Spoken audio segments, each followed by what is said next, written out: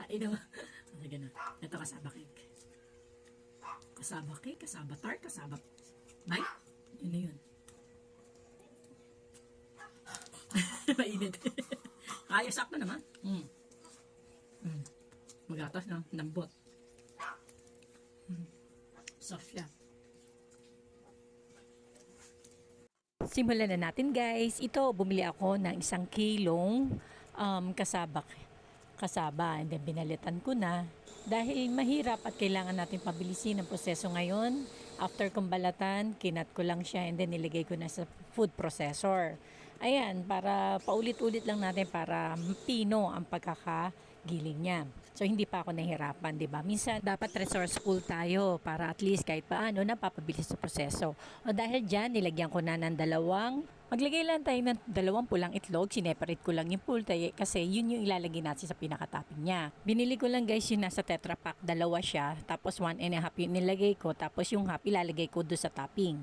And then, sugar, 1/2 cup of sugar. Ayan, hinalo ko lang and then ito pwede na natin ilagay sa lagayan niya.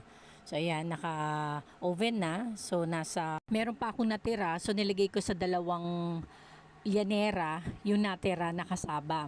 Ayan, so kung ready na tayo, ayan o, nakikita nyo naman. So yung next natin is gagawa naman tayo ng pinaka-topping niya. So ang pinaka-ingredients na pinaka-topping niya, yung mga natira o yung sineparate ko na natirang ingredients katulad ng condensed milk, gata, at saka yung white na itlog. So pag i-mix lang natin lahat yun, makikita nyo naman na after na maluto yun, after 30 minutes, ayan o, after 30 minutes, pwede na natin ilagay ito as a topping. I-mekos-mekos lang natin yan. After natin na ma-mekos yan, pwede na natin itong ilagay sa topping, ang pinaka-topping niya kapag naluto na mismo yung kasaba. So, okay na yan. And then, ito na ang ating gagawin. O, ayan o. Nakita nyo naman. So, niligay ko na yung pinaka-topping niya. Parang pinaka-leche plan yun eh. Pinaka-topping niya. Ayan. So, after niya, nalagay ko na yan. Binalik ko ulit sa oven within 15 minutes. After 15 minutes, pwede na natin ito. Ayan. Luto na. Ready to serve na tayo, guys. Oh, 'di ba? Ang sarap, ang bango-bango niya, guys. Kaya sundan niyo na ito.